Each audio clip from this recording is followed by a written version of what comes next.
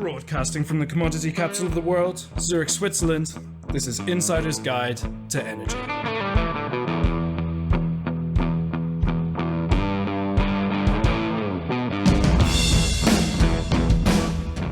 Insider's Guide to Energy, ETRM mini-series, brought to you by Fidectus, where post-trading matters, and Falls and independent management and consulting boutique, creating impacts for clients and markets.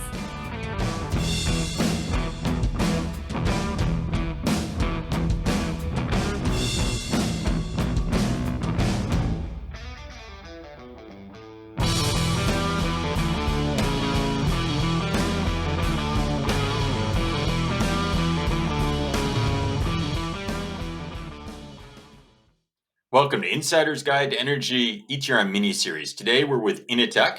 I have Alok Sharma with us. Alok, welcome to the program. Thank you very much, Chris and Martin. A pleasure to be here. So, Alok, maybe you could start by helping our audience understand a little bit about who you are and who your company is. Indeed. So Innertech is a global ETRM provider. We are a small part of Glencore, the trading group. And we've been around, I think, in many forms for the past 30 odd years, as the coat hanger changes through mergers and acquisitions. But it's in its current form, we've been around maybe for 8 years. And we're active in the hydrocarbon space and increasingly in the renewable space, also for the past 12 months in the power and gas space. So really, energy ETRMs front to back is our core focus. And we're based out of London. So you're based out of London. Well, fantastic. And so I think just to be consistent with the rest of these ETRM mini-series, what I've asked our guests is I've gone across the spectrum and said, look, in my perspective, ETRM is a very crowded space. There seems to be a lot of noise. There seems to be a number of startups. The big legacy companies all seem to be reinventing themselves or doing something different. And so with this premise, we put this mini-series together. And what I asked from your vantage point is, have you seen changes taking place in ETRM? And if so, what kind of changes? Sure. So there are a few that, come to mind straight away. I'll mention a few. I mean, the first one to me is explosion of data, right? Nearly 90% of all data has been created in the past 3 years. Data saturation is everywhere. Why is it important to us? It's because essentially that's what ETRMs do. They analyze, process, and deliver insights from data. And the rapid rise in our ability to collect and store data, we believe, has not been managed by our ability to support filter and analyze it. So for us, our solution needs to be ready to accept and adopt new sources of data. I'll give you a small example of something that we've just done. The compliance of ships, so all energy trading companies are using ships to move oil or other products from or gas from place one to another place. Compliance of ships, the BIMCO is now containing the AIS clause. Banks are not financing transactions involving a ship that has turned off its AIS. So, we've just had to literally in the past, 12 months, interface into AIS to make sure that we're actually tracking the ship that is carrying the cargo from A to B, and the, AIS has been switched on. So there's a kind of compliance angle to there, right? So ETRMs have to be ready to accept vast amounts of data as a plugin. I think that's the first trend that we've seen. Moving on, I would say kind of the change of markets, right? What happened last summer, if we remember, was, WTI went negative, right?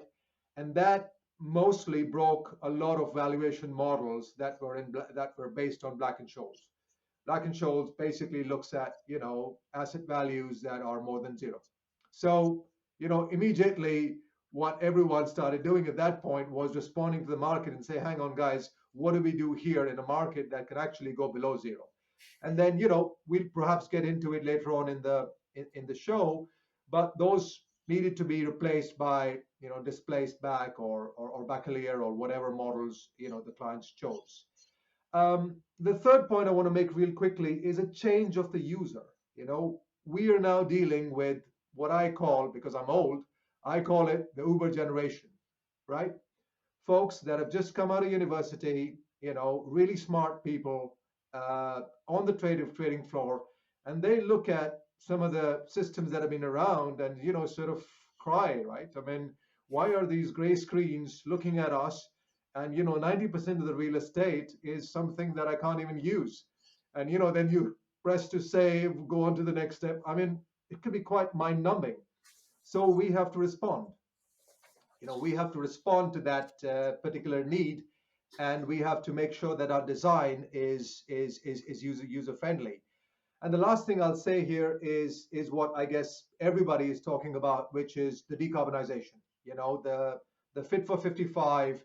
A lot of the companies are now beginning to get into renewables and bio, and that vastly changes the operations and the risk, and the accounting framework. So to me, all those changes are what make the market more exciting, probably more than ever before. And that's the market in which we sort of thrive. So, so it sounds like that there's a number of changes, and I appreciate your stepping back and looking at that. Let's walk through them a little bit. You started with data, and you gave us an example which didn't sound like creates a doubling of data. You said, "Hey, here's an example, right? You need this information from the ships, and you had to integrate it into something." So the doubling of data, what's driving that? I think you said in 3 years, perhaps it's doubled, or it's some incrementally larger number of data. Sure. What specifically causes that? It's the user needs. It's we all know that trading, historically has been, well, low margin, right? I'm just generalizing here, but essentially what is happening is that the window, as let me put it another way, most of the producers are now also traders, right? They realize, the traditional role of a trader being the sort of connector between the producer and the consumer is largely not there anymore. Most producers trade, most consumers have a trading desk as well. What then happens is that the trading window for a trading organization is narrow, and you need to then probably hunt for those opportunities. So they are now looking at vast streams of data to be able to spot the trend either ahead of everybody else or be able to find that window of opportunity so that they can trade.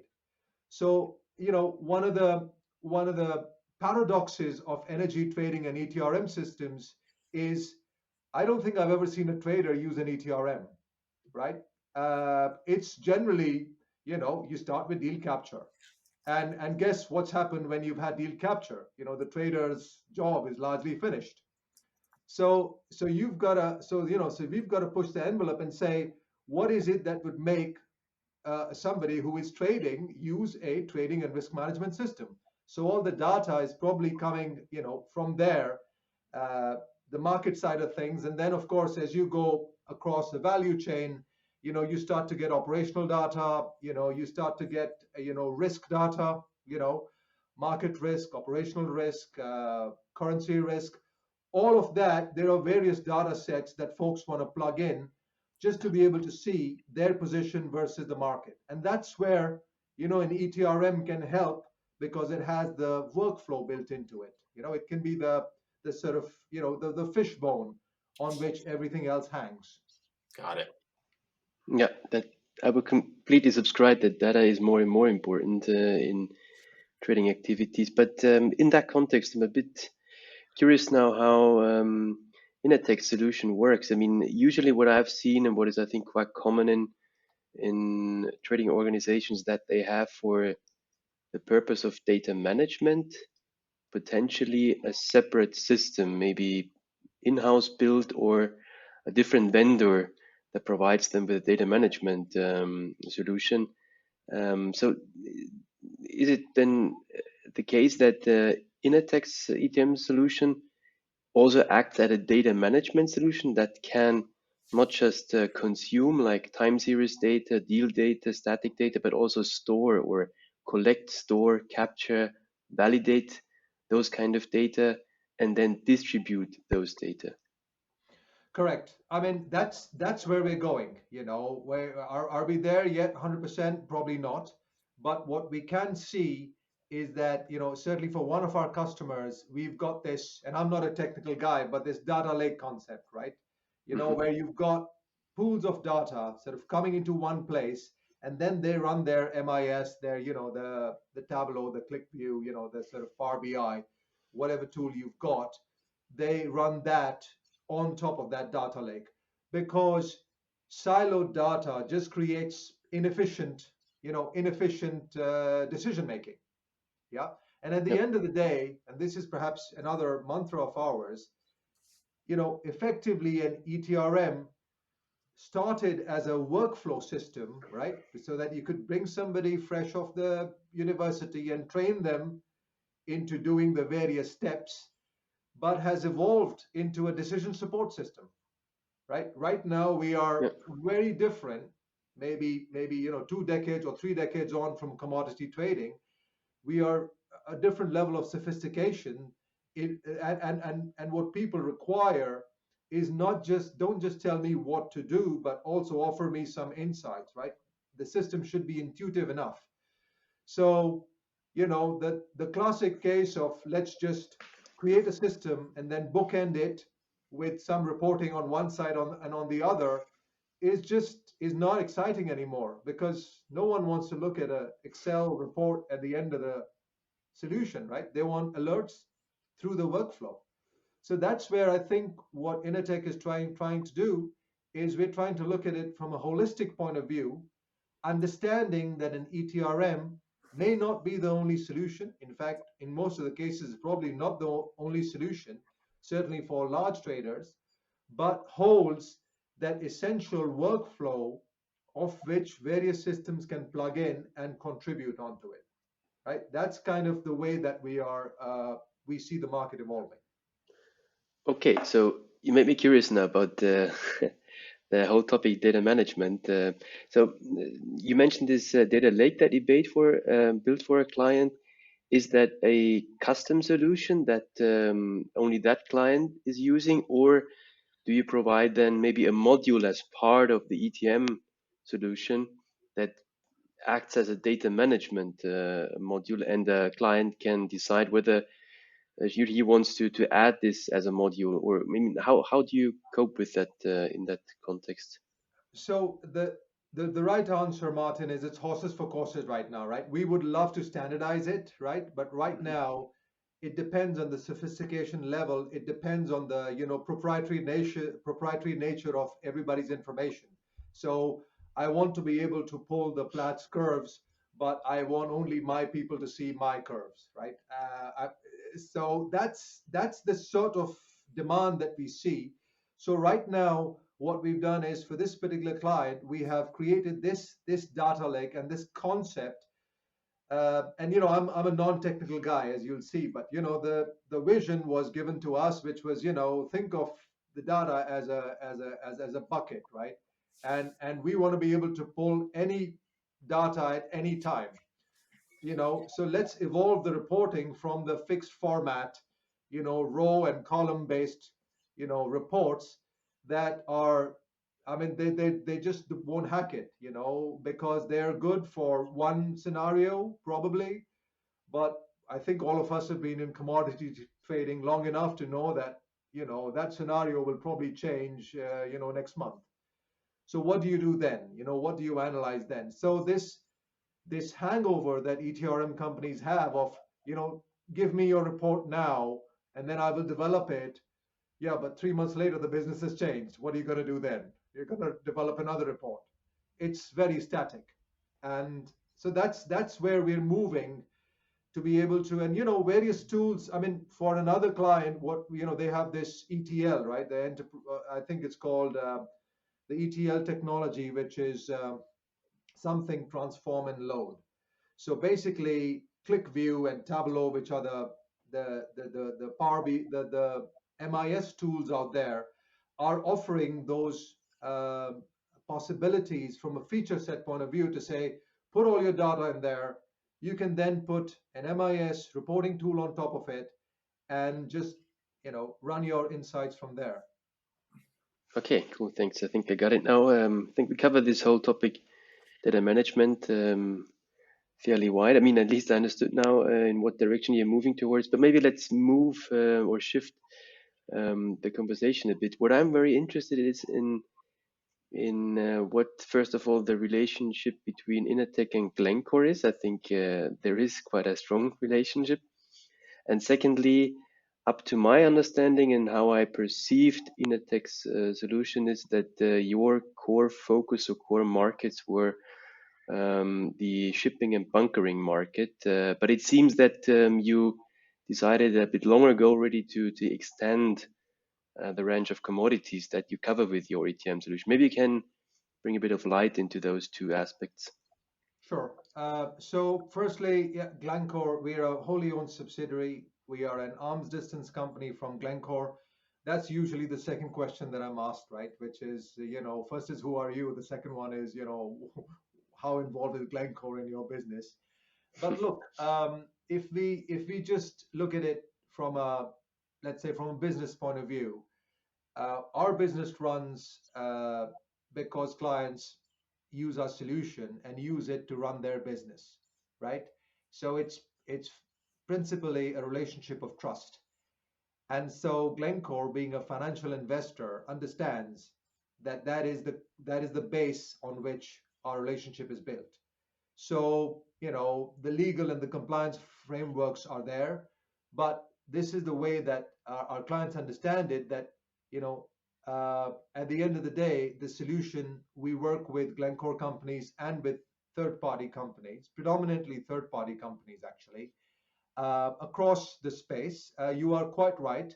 We started in the shipping and bunkering space, right? That was where we started from, but progressively we've moved into crude and refined trading. We've probably 3 years ago moved into the wholesaler market in the US, the gasoline trading part of the US. We then moved into renewables, right? So the entire gamut of emissions trading and all of that. And most recently, through partnerships, we've moved into, power and gas. So, as the business grows, we definitely want to cover, the liquid fuels, the gas, and the power. That is our focus for the next 3 years, and that's how we've kind of grown the company. So do you have a direct sales model, or so you're talking about kind of a lot of partnerships and growth? So it seems like a pretty aggressive growth campaign. So what's your go to market? How are you reaching the customers?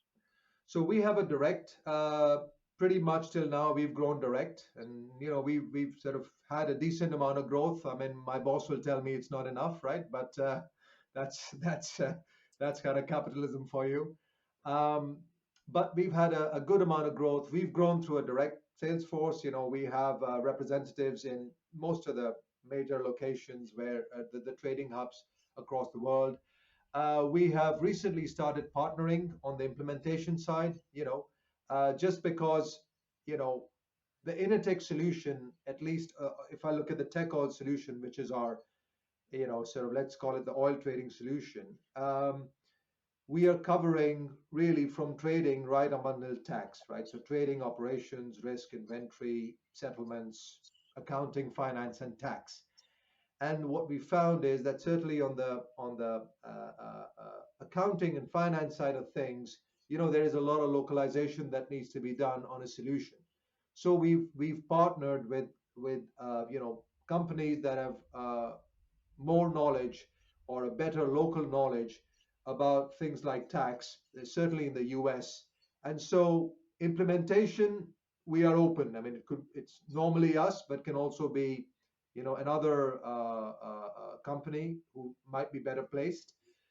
But for the sales model is still very much direct.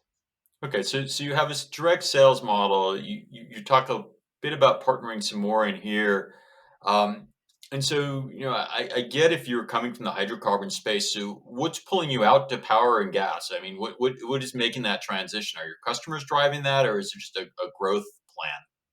Yeah, so a bit of both, right? A bit of both. A lot of our customers, because I mean, we spoke about decarbonization. I mean, let's be clear, in maybe 10, 20 years, everything is going to be electricity, right? That's kind of just the way that everyone is headed. Obviously, there'll be a few transitions, so we're not going to go straight away into it. But ultimately, the oil will flow to probably power a factory that is producing batteries or something like that. So we need to start now, and we're doing that through sort of active partnerships. We need to start now to understand the power space and to really try and innovate in it. We are new, right? I'll be clear. That's not where we are starting from, but it's if we want to be sort of an energy provider, an energy ETRM provider, then we've got to look at gas and power because that's the sort of a large amount of the customer base and a very active customer base, right? As you both would know much better than me. So that's where we're headed.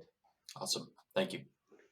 Okay, great. So understand that it's your first years now in power and gas trading and building functionality to your clients, but maybe you can give a bit of an insight where you stand along that roadmap. So if I think of power and gas trading, usually it's from an organizational point of view of traders split in short-term and long-term trading.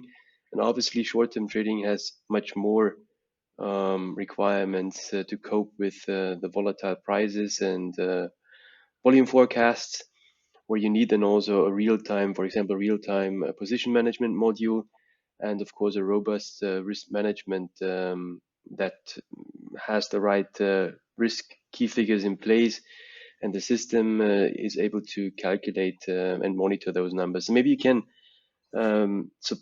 describe a bit what kind of sophistication level your solution is now providing to power and gas traders. Sure. So as you would imagine, we need to be cautious, as we go in there because it's a mature space. There are a lot of providers already in there. Some of them, it would no doubt be on your show. So for us, there are two things that are important. Firstly, it will be the wholesale trading that we start with, right? Not the retail part, because the retail part I heard is now in. I used to think 15-minute segments is what everyone does, but apparently 5-minute segments is how it's trading now. So the retail part of any, and it's similar what we did in gasoline. In gasoline as well, we went into wholesale first, and then we went into the convenience stores, right, which is the retail side in the U.S. market. So using the same tested strategy, we're going to be in wholesale power first. So looking at your PPAs and things like that. And the other thing which we think we are well capable of doing is valuation of the risk, right? Or valuation and the mark to market side of things. So you might have your scheduling on an ISO or on, I think in the US it's the ISO.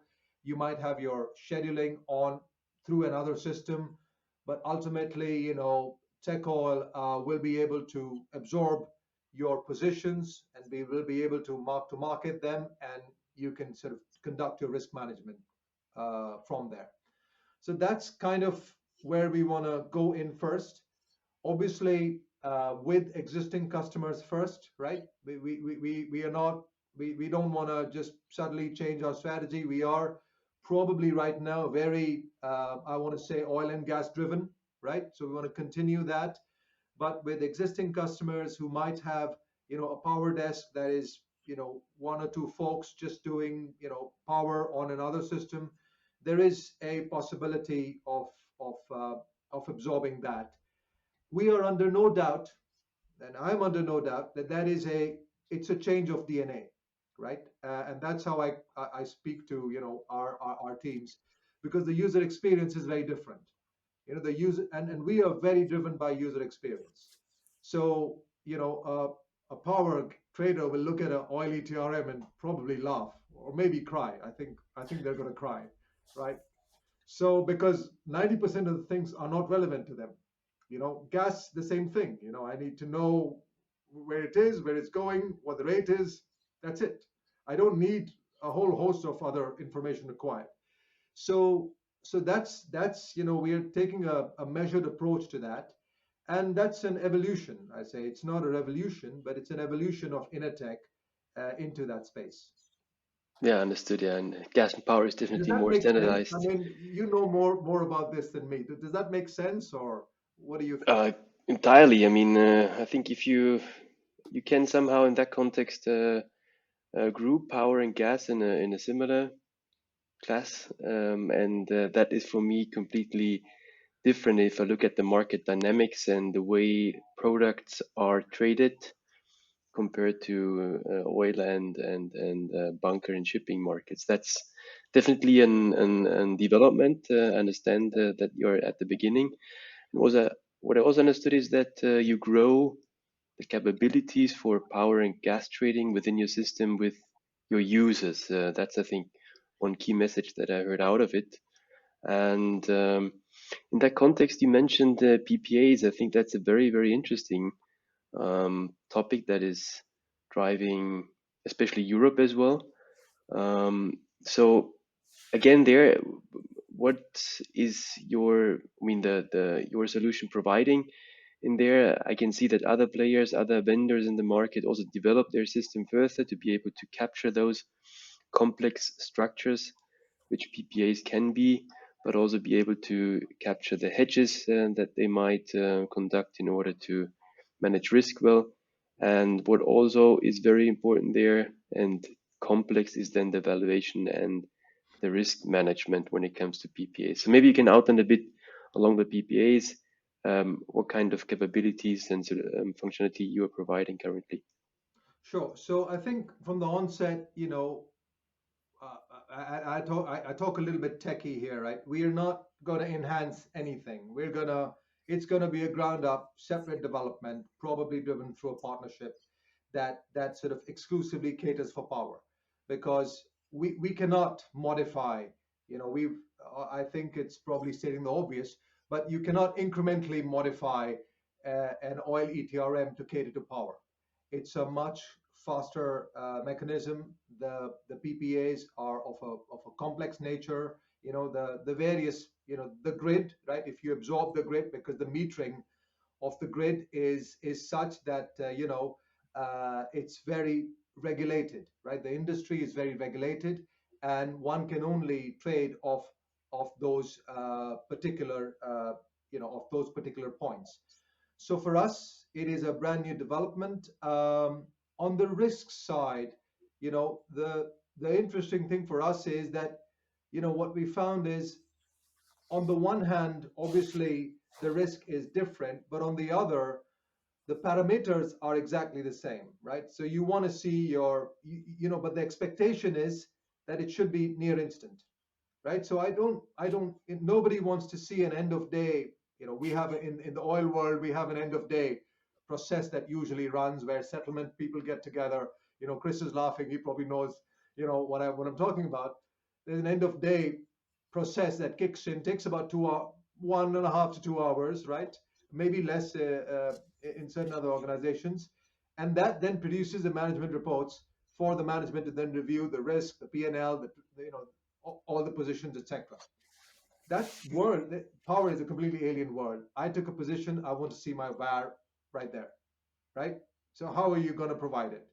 So those sort of prompts, it's the same thing that we used to, but you're talking about a different, I would compare it as probably the cars, the fast cars we drive on the roads versus the Formula One cars, right?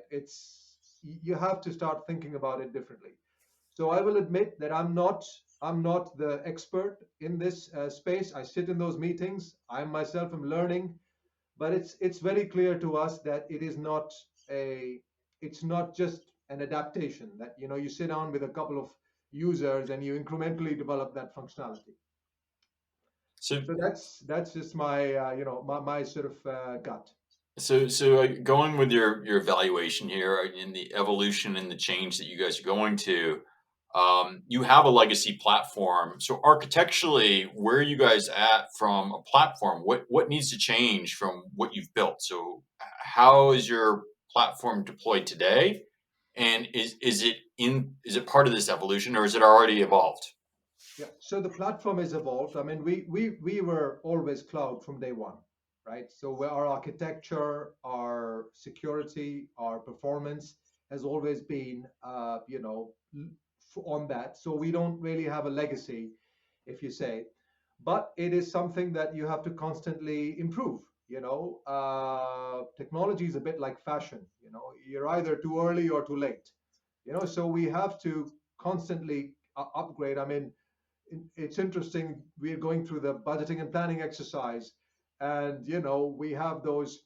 Whenever the head of R&D comes and says, "I'm reserving 30% of my capacity for architecture," you worry, right? You say, "Are you sure?" He says, "Yeah, because if we don't progressively improve the architecture, we're not going to be able to offer the performance that users need, because the expectation of the users from a system is it should be near instant, right? Got it. That's just the new generation, or even anybody, because we've got our mobile phones and we expect things to ping and be instant. So we have to carry that along. So for us, it is, let's say we started with a on the right track, but it is constant. As we said, we are 30% of our capacity goes into improving the architecture of the solution, and I would easily say another 20% on security and let's say non-feature related aspects. Okay, great. I think that was really a great comparison, the fashion and technology. I really like that. In that context, what I see in fashion now is that well, the world or the ETM world is more moving towards microservice-based architectures, not everywhere. It also depends on the sophistication level of the users at the end. But I can see that some clients and some people working in the trading industry more and more have programming skills as well as traders or as quants, and they would like to maybe build their own services. Um, is that possible within the Innertech solution, that you within Innertech solution build your own functionality, or which is, I guess, still the more common way, that you provide APIs and then allow integrate services that live outside well with a Innertech solution? Right. So this is componentization, right? Which is, Mm. you break down software development into small identifiable pieces that allows folks to develop their own functionality. Um, well, we have started by embedding Python in our formula. Whenever you have your formula writing for your for trading, we started by doing that. So that is already there.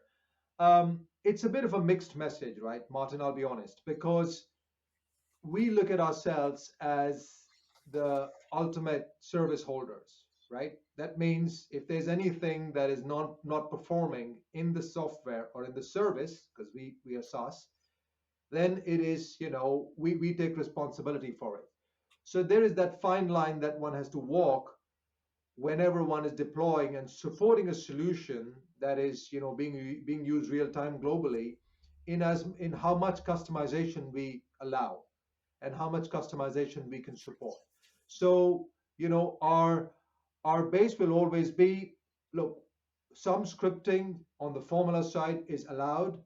We can collaborate with our users and bring in, so we have an active roadmap. We do 3 or 4 releases every year, and these releases are feature-based releases.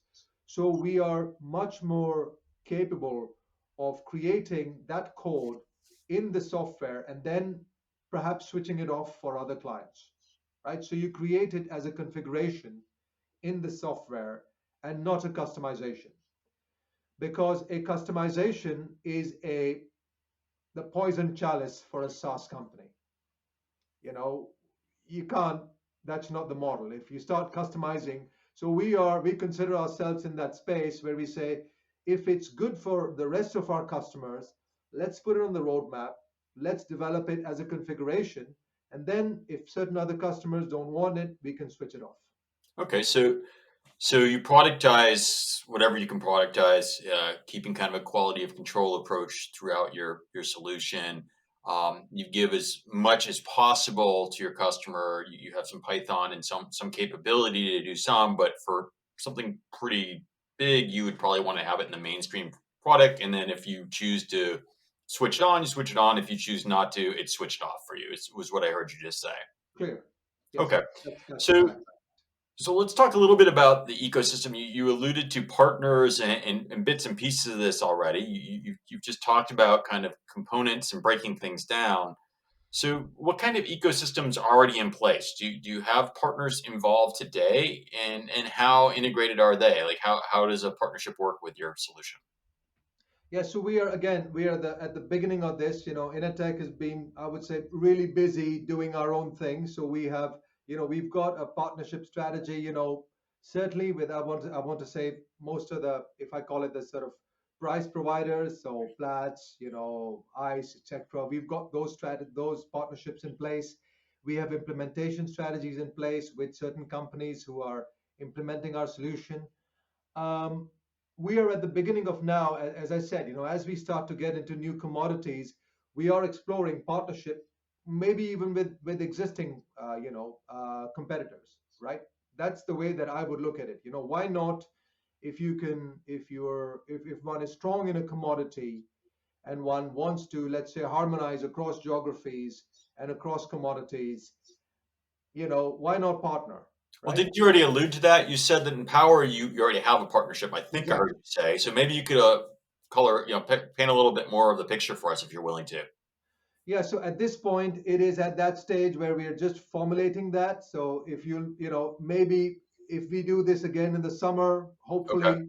hopefully I can sit alongside a partner, but there is some commercial confidentiality there, Chris, if you don't mind. No, no, not at all. But what I think I hear you saying is you're going to partner for the expertise, at least in the interim period of time. Correct. So in order to extend into these other markets, you'll probably do it through partnership, is what I'm hearing you say, That's as correct. opposed to totally building something from the ground up. That is So, that is correct. For the material change, we might do something interim, but if we have to call ourselves, let's say, an established power and gas system, then it will be through partnerships, right? There is no point reinventing the wheel. so are you more of an organic growth or an M&A kind of a growth company going forward? A bit of both, Chris, if I'm honest, and you can form partnerships without actual sort of M&A activity. You can form exclusive partnerships, but one of those things that I'm also, I'm sort of a golfer by, I've played golf, and I always use the analogy in golf, you compete, but you walk together, you know.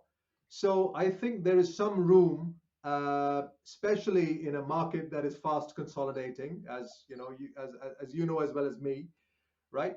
There is some benefit in ETRM providers looking at each other and saying, guys, rather than us throwing all this stuff at clients, hoping something sticks, why don't we partner up and offer something better, right? So, but then is that why you focus so much on the data? So is owning the data at the end of the day kind of where the high value is for you is you would partner with others, but maybe control the data through that and bring value through the data and visualization of the data? Yeah. So the core platform, we want to install, let's say, the core platform that runs the base processes, and then depending on the client's need, we will partner out for a particular commodity or a particular geography, right? Okay. That's kind of where we want to go. What we don't want to do is to build a one size fit all behemoth that is fit for purpose only maybe for 10 companies in the world, right? That's not the smart way of doing things. And that's not what our clients expect us to, because you compromise. That's the thing what I've sort of noted, even within the liquid space that we've been. I can sit with a crude oil trader, a gasoline wholesaler, and a marine fuels trader, and they will all want to change the deal capture screen, right? Because half of the things are not relevant for them. So how do you then enrich user experience in this space, right? Because at the end of the day, we are fundamentally a sort of a design-led company. I mean, a small insight into Innertech. We hire 30% of our people from liberal arts and 70% of our young people from computer engineering, because we need that mix. We need to be design led, because ultimately the users are interacting with the screen. And so you need somebody from a completely non-engineering background to look at a screen and say, why is it 25 buttons in there, right? Well, what is the purpose of 25 buttons? You probably need one or two. So, those kind of discussions help us distill the particular screens and the modules towards particular user experiences. And that's how we want to go. So the decision to partner was actually driven by the same thought. Let's not try and go into a different field by creating something, because there's already we know that there are already systems there that are appreciated by the market. So we're out, we're, as we said, there's a, I want to say, a healthy discussion going on, and I'm hopeful that certainly in the new year we should be able to announce a few of those partnerships, and then just offer a best of breed type solution to our customers, right? That's kind of Okay. So you're striving to be best of breed. I hear the user interface is where you want to differentiate. That's what you want to be. Has there been change with, let's say, the last 2 years with the kind of the craziness going on in the world with COVID? Has there been demand change on the UX from your customers because of this? What's happening in the world these days? Oh, absolutely. Absolutely. I mean, I'll give you a small example, right? What's happened during COVID? Everyone's worked from home, right? So you think about a trading outfit where everyone is used to looking at four screens, and you're sitting at home. Maybe if you're a trader, you had your terminals shipped at home. But if you're a sort of a junior analyst or a risk operator or an operator, you're crammed into one screen or maybe two. How do you So we had to scale down and re-engineer our software in this process, just so that folks don't end up with fatigue. I mean, I know it's a small thing, but folks are looking at this system 12 hours a day at least. So that's just one of the things that we've had to do. The second thing is bandwidth. So you were in an office setting, right, where everyone had the best of the broadband, and now folks are dispersed wherever they were, and they've had to operate the same processes with a lower bandwidth. So that requires a level of re-engineering that I alluded to earlier for us. So to us, the whole work from home scenario, although our clients, because we're cloud based, moved literally overnight, right? Thankfully so, to a home working environment, but it caused us a lot of the support calls started changing from how do I do this to it's just I don't have my second screen, right? And what I used to do on the second screen now needs to somehow fit into one screen. So that's kind of just the top of my head, what we've seen changing. Um, Plus, of course, the markets and the volatility that we've seen. I mean, I would say, that is not unusual increase now, but not really unusual for any trading company, right? We kind of cope with volatility. We've done it in the past. You know, I don't think this time is sort of, it's elongated, but not really different. Understood. Okay, maybe let's shift gears a bit and move to a bit of a different topic, automation, because at least in power and gas, that's a core topic when it comes to short-term trading, but also long-term traders look more and more into, let's say, algo trading, which is one form of automation for me. Maybe you can allude a bit on Innertech solution when it comes to automation, also algo trading. I would strongly assume that the shipping and bunkering and also oil market is not very much diving into automated trading, Yeah, but I'm sure that automation in general, workflow automation, is also very crucial there. you're absolutely right, Martin. The oil and commodity markets, algo trading is at a very nascent stage. As we said, by offering Python to our users to be able to code their formulas, we think we're at least the thought leader over there. Um, However, automation, you know, in our mind, and maybe it's kind of relevant for this community, automation, we can think of the front office, which we're talking about now. We can also think about the middle and the back office. And so for us, the more bang for the buck for our customers, it comes actually from the back office onwards, right? If we think about settlements, if we think about, invoicing, if we think about end of day, I mean, there's a huge amount of low-hanging fruit that can be brought by automating. I mean, we have a vision in our minds of an automated month-end process, right? We've taken some ways towards it, but why does it have to be, 1 week CFO stops taking calls, everyone hunkers down, sleeping bags under the table, and we will produce our month-end results, and on the fourth of the month, everyone comes up for air, right? So how do you automate that, and how do you make sure that the end of day is front and back office, so that end of month is just another day, right? That's the vision. So what has Innertech done so far?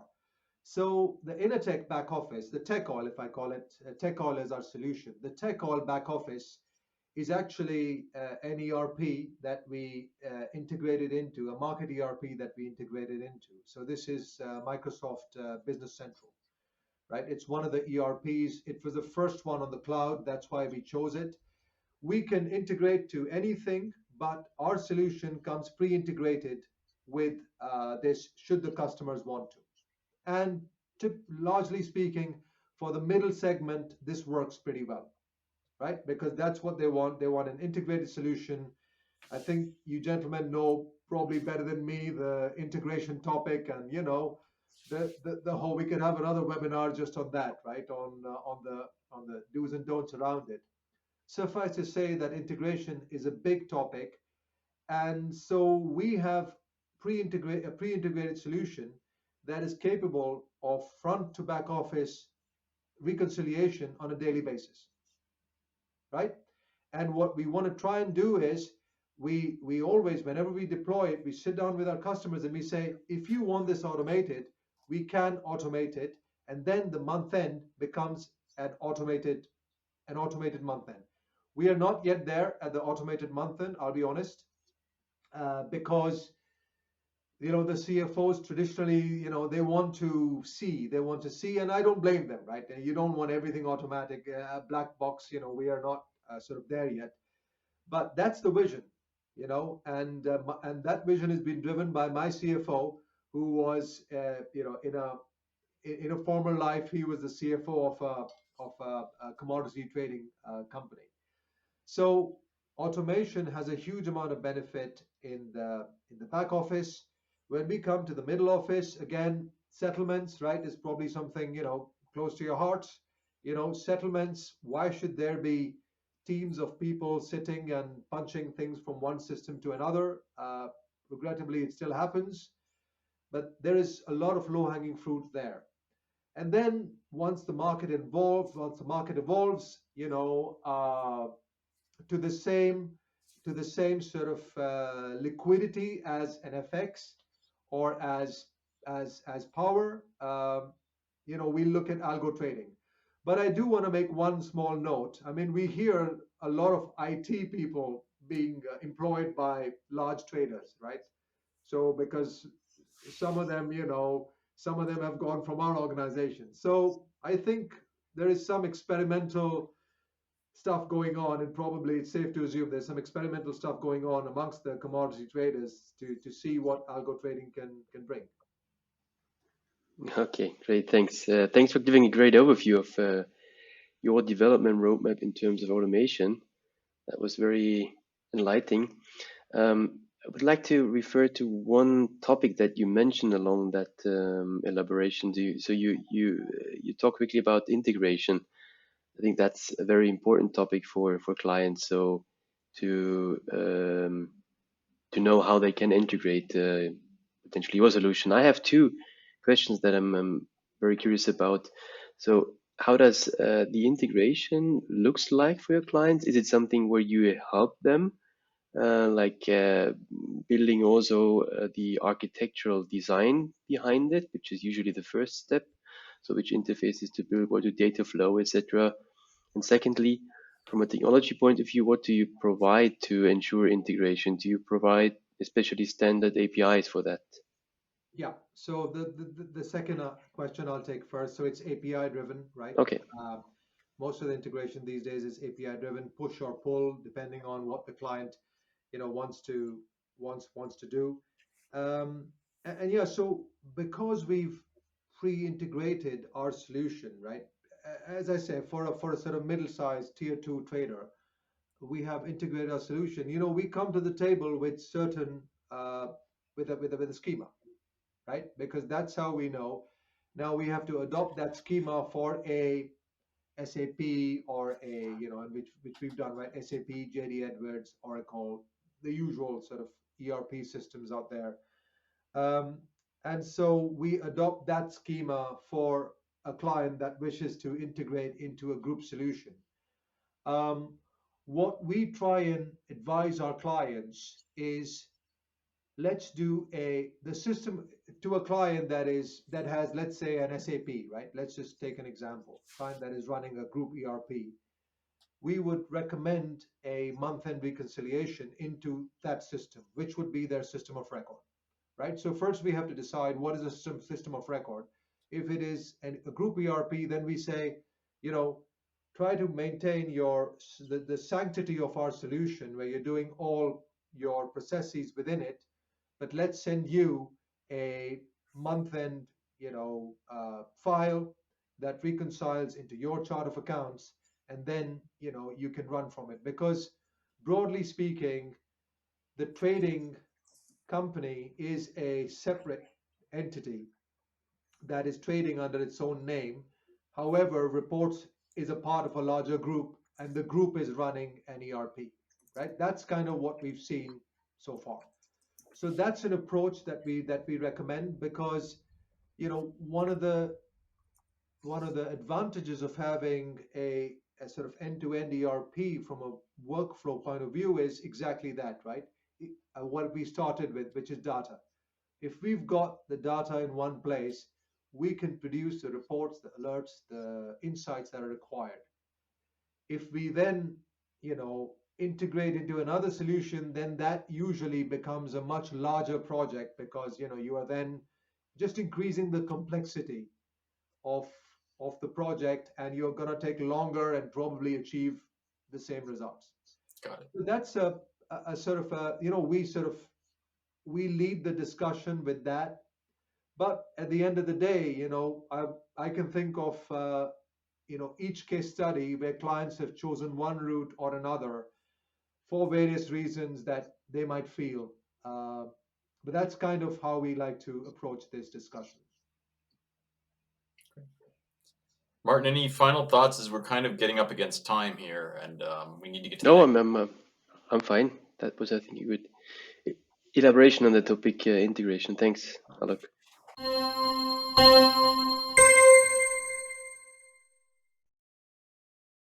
Alok, well, I think we've covered a fair amount of ground here, as I always say. What I want to do is switch gears now and go into our speed round, which is a 10-question round where Martin and I will rotate back and forth asking you questions. I will just start by asking the first question. These are short answers, so answer how you feel appropriate, but we'll just kick in and see how it goes here. So question number one is, will the number of ETRM vendors and solutions shrink or expand in the future? Expand. Why? I think it's just technology. The barriers for entry in technology are quite low, right? That's just a market. And I don't know if anyone remembers what we did in school, Porter's Five Forces. So the barriers for entry for technology are low. The market structure is changing, and that just is a field where people come up with new ideas. Not everybody does the same thing, but there is a lot of inefficiencies in the market that allow people to step in and offer a particular solution. So I think it's going to expand. All right, thank you. Martin? Okay, so second question.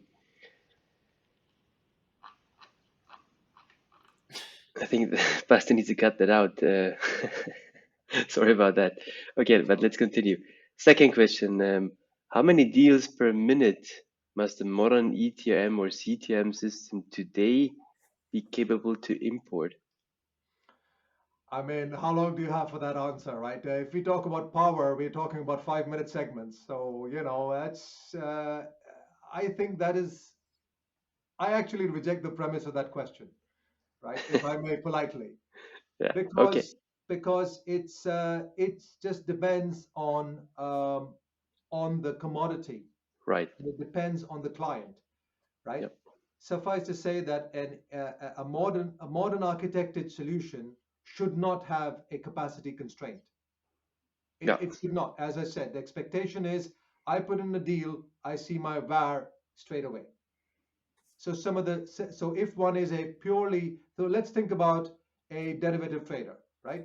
Who is completely into energy derivatives, right? For them, even waiting so I've put my trade into WebIce, and I'm now waiting for that trade to come in through an integration into my ETRM.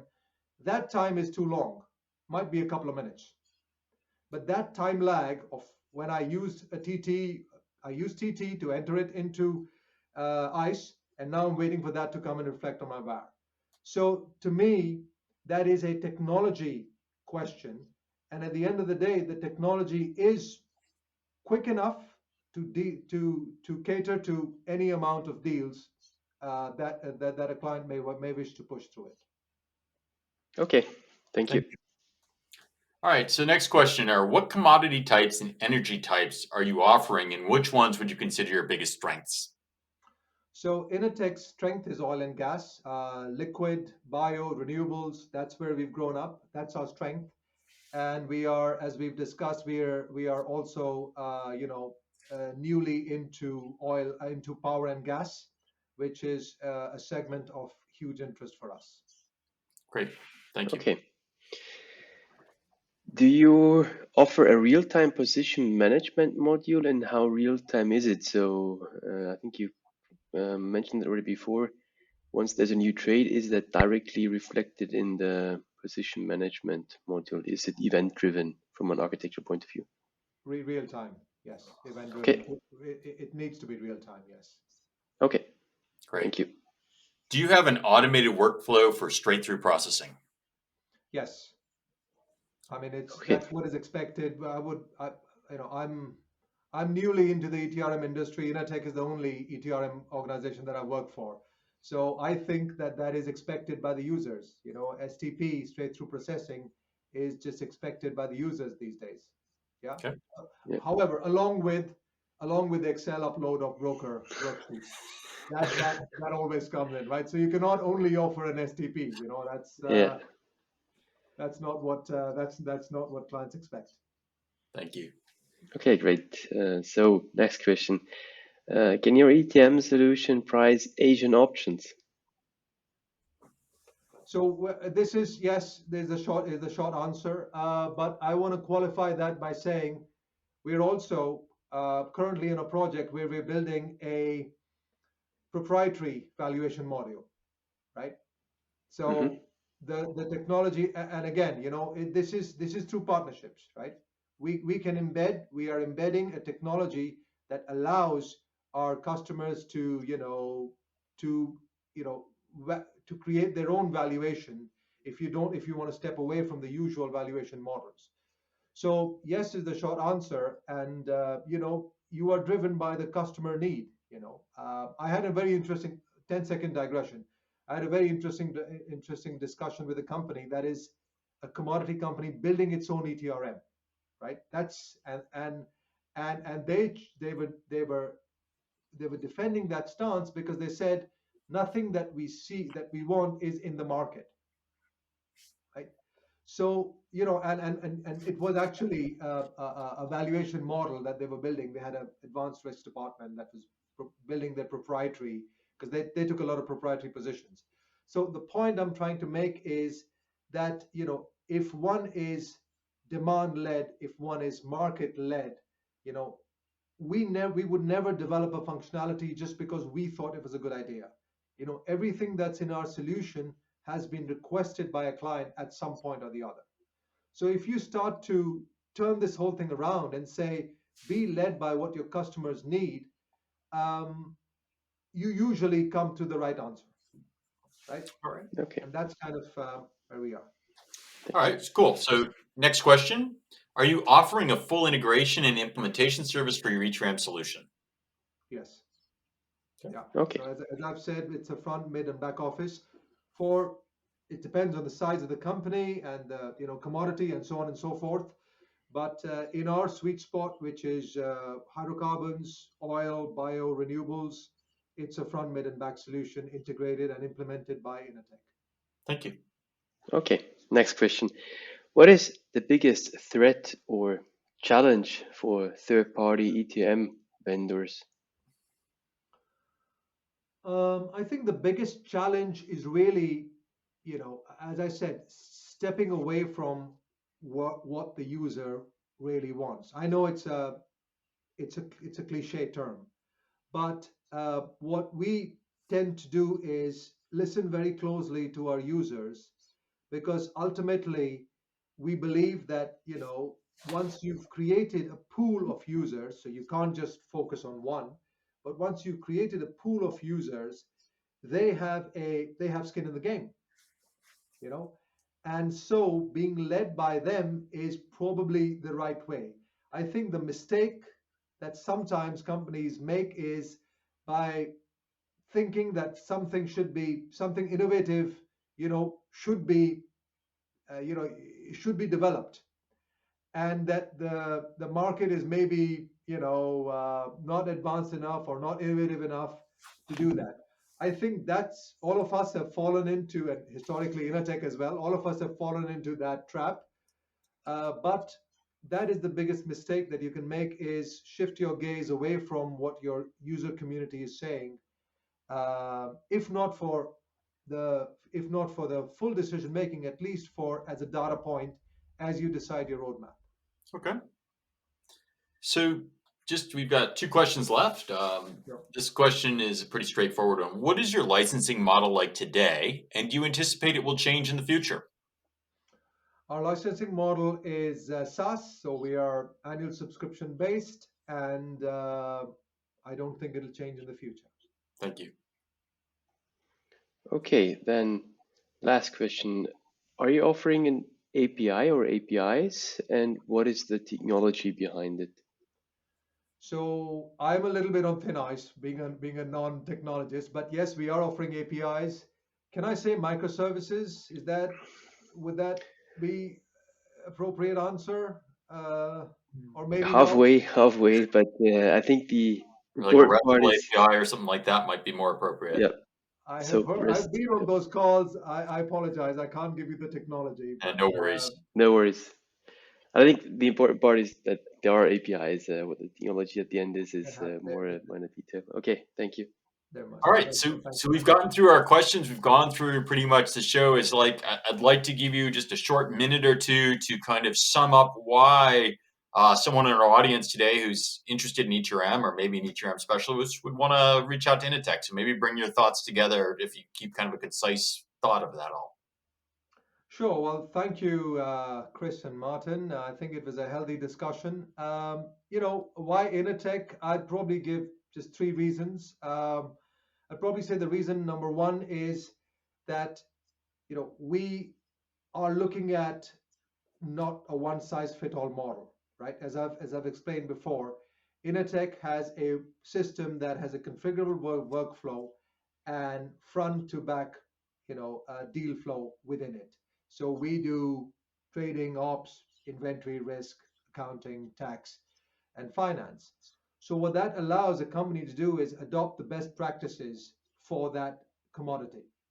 And that's one of the reasons why the customers choose us. I think the second reason that customers choose us is what I say, rapid implementation.